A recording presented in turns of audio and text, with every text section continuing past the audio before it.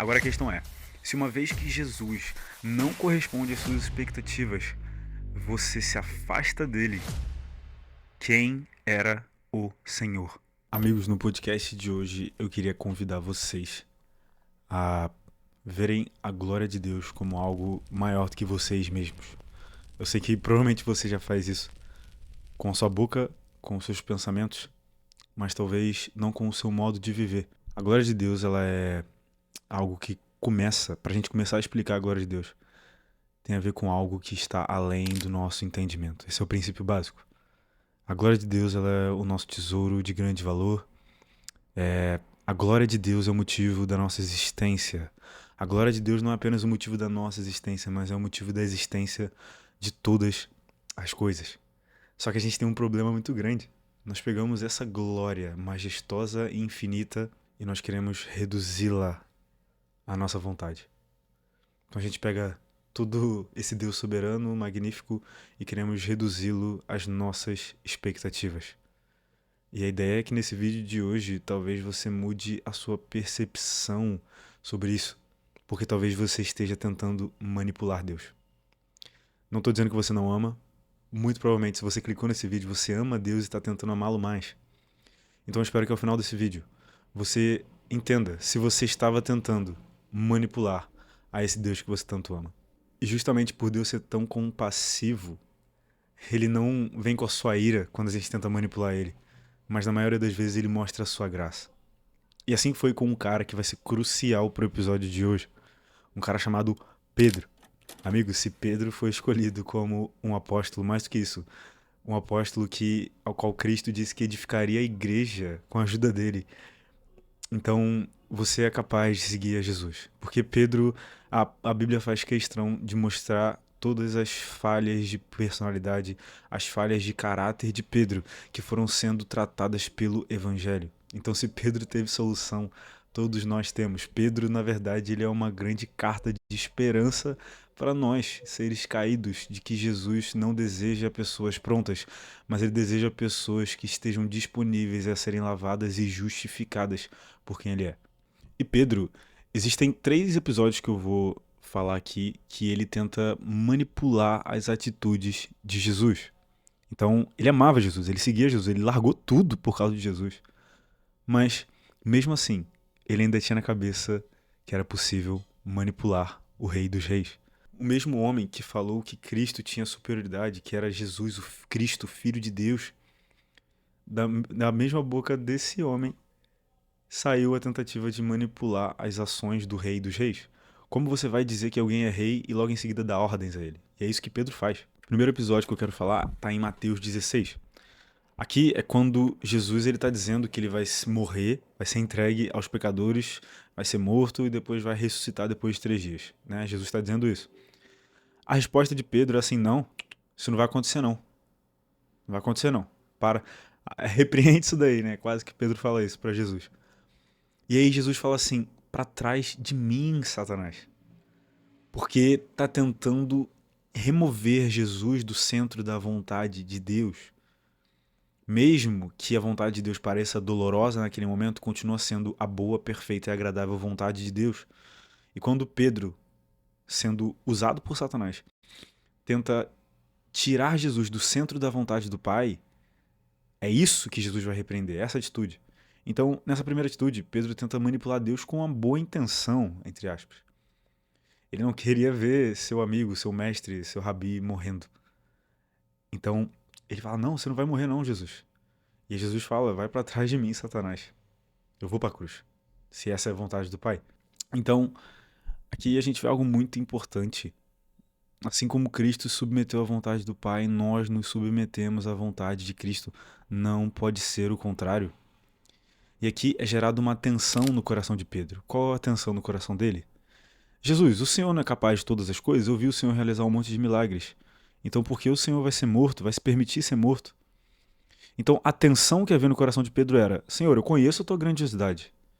Então por que essas coisas vão acontecer? Por que essas aflições vão acontecer? Se o Senhor é que tem todo o poder, toda a honra e toda a glória, o Senhor é o Filho de Deus, o Messias, por que todas as coisas ainda não estão sujeitas aos seus pés? Por que que você ainda vai sofrer? Por que que nós vamos sofrer se você tem um poder sobre todas as coisas? Essa é a tensão que existe no coração de Pedro e essa é a tensão que existe no nosso coração. Que é, Senhor, nós conhecemos a tua grandeza, a tua magnitude, o Senhor revelou a nós a tua glória de tantas formas. Então a questão quando a gente olha para o mundo é por que ainda existe tanta maldade? Por que o Senhor não vem logo e pune todo o pecado? Por que o Senhor não faz isso? Por que o Senhor não faz aquilo? Amigos, nós achamos que a nossa ira é maior do que a ira de Deus. Nós achamos que a nossa sede e fome de justiça é maior do que a justiça de Deus. Talvez a gente não fale isso, porque é absurda essa frase. Mas muitas vezes a gente se comporta como se fosse isso, querendo manipular as vontades e o tempo de Deus para a nossa concepção correta de tempo. E era isso que Pedro estava fazendo. O segundo caso que eu vou citar é quando Jesus vai lavar os pés dos discípulos. E aí, quando Jesus está ali lavando os pés dos discípulos, né, chega a vez de Pedro. E Pedro, ele fala assim: Não, senhor, o meu não. Meu pé você não vai lavar, não. Então é como se Pedro dissesse: O Senhor é grande, poderoso, o Senhor pode todas as coisas. E em seguida ele dá uma ordem, de novo, para Jesus. Fala: Jesus, você não vai lavar meu pé. E, de novo, Jesus, ele responde com muita calma, com muita mansidão, porque ele sabia que o que havia no coração de Pedro era um amor, mas um amor imaturo. E aí Jesus dá aquela resposta: Pedro, Pedro, se você não deixar eu lavar o seu pé, você não vai ter parte comigo. E aí vem Pedro exagerado: Senhor, então não lava só o pé, lava o corpo inteiro. E aí Jesus calmo de novo fala: Pedro, só o teu pé tá sujo, que você já tomou banho. Deixa que eu vou lavar só os seus pés, que é o que tá sujo, que é o que precisa ser lavado.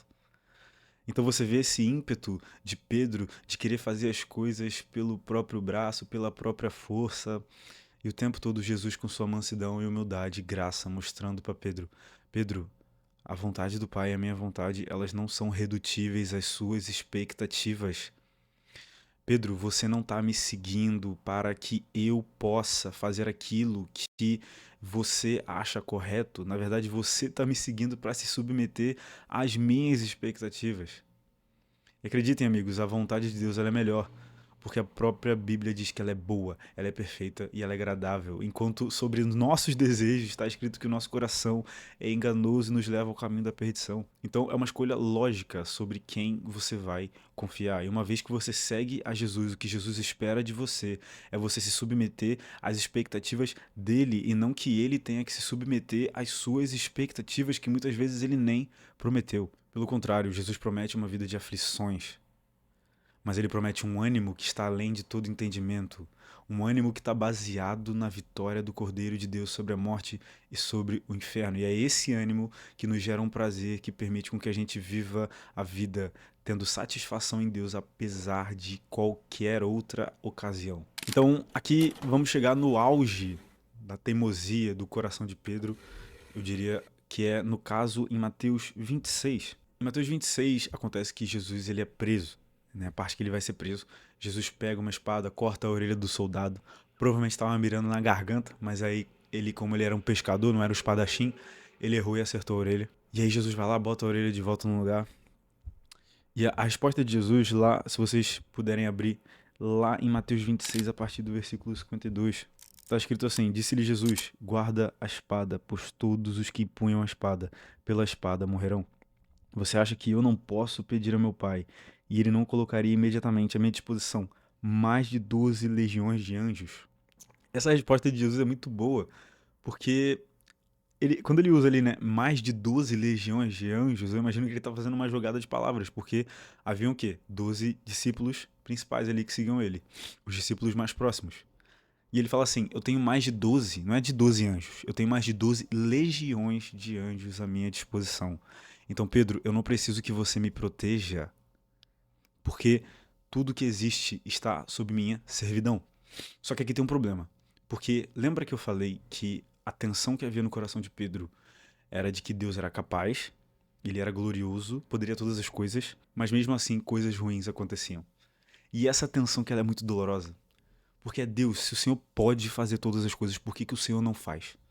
Deus, se o Senhor pode chamar essas legiões de anjos e acabar com o Império Romano, por que que você não faz? E aqui, Pedro não tem mais dúvida. Não existe mais dúvida no coração de Pedro. A suspeita dele é totalmente confirmada. Jesus simplesmente não queria. Jesus simplesmente não queria se livrar daquela aflição e daquela dor e acabar com o Império Romano naquele momento. Só que o que Pedro não sabia é que Jesus escolheu não acabar com o Império Romano naquele momento, para que ele pudesse derrotar não aquilo que é carne, mas aquilo que era potestade e soberania. E ele coloca debaixo dos seus pés toda a autoridade. E ele pega a chave do inferno e a chave da morte para si e toma de volta o mundo que estava entregue ao príncipe desta era chamado Satanás. Mas Pedro não sabia disso tudo. E ele simplesmente falou: Ah, Jesus, você não está correspondendo às minhas expectativas. E o que Pedro faz depois dessa situação? Sai correndo.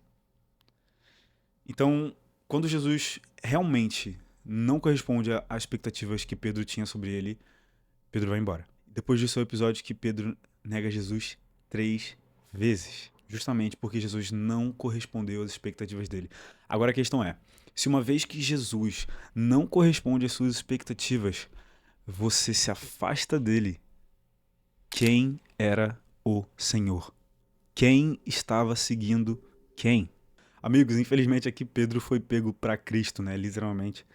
Foi usado de exemplo, mas eu queria que vocês ficassem com a imagem de Pedro de Atos. Um Pedro que diante dos fariseus bota a cara a tapa para ser açoitado, apedrejado, morto, seja o que for. Um Pedro que está disposto a morrer por Jesus. Um Pedro que prega em praça pública e 3.000 pessoas são convertidas pelo poder do Espírito. Essa é a imagem final de Pedro. Mas esse Pedro amadurecido não existe sem um Pedro que antes teve um amor imaturo, onde ele tentava manipular a Deus. Amigos, nós não podemos manipular a Deus. Se você identificou algum sintoma, algum meio da sua vida que você tem tentado manipular a glória de Deus para caber nas suas expectativas, se arrependa enquanto é tempo. Porque a fé madura nos leva a um lugar de satisfação que você pode imergir cada vez mais profundo no Senhor. Amigos, o Senhor não vem buscar uma menina imatura, mas ele vem buscar uma noiva madura, adornada, pronta para o filho. Então a igreja precisa amadurecer nesse sentido. A gente não pode ser mais como crianças batendo pé, como bebês pedindo chupeta. Não, nós precisamos crescer e participar das dores de Deus para que a gente participe também da sua glória. Amigos, a recompensa é maior. Não coloque Deus numa caixa para que ele caiba nas suas expectativas, mas que as suas afeições e desejos sejam moldados pelo desejo do Pai, assim como foi a Cristo, que está escrito em Hebreus que ele aprendeu a obediência pelas coisas que sofreu. Sim, Cristo aprendeu a obediência pelas coisas que sofreu. E o auge, o clímax disso é também no Getsemane, onde ele ora: Senhor, não é o meu desejo, Pai, não é o meu desejo, mas eu sei que o Senhor pode todas as coisas. Esse mesmo conflito que Pedro tinha, de Senhor, eu sei que o Senhor pode todas as coisas, mas por que o Senhor não faz? Teve no coração de Jesus, mas não da mesma forma. O que o coração de Jesus tinha era: Senhor, eu sei que o Senhor pode todas as coisas, mas eu sei que o Senhor também pode não querer fazer aquilo que eu quero. E tá tudo bem, porque acima de tudo que você pode me oferecer, eu te desejo, e te tendo, pra mim tá ótimo. E essa era a oração de Jesus no momento de maior angústia na vida de uma pessoa.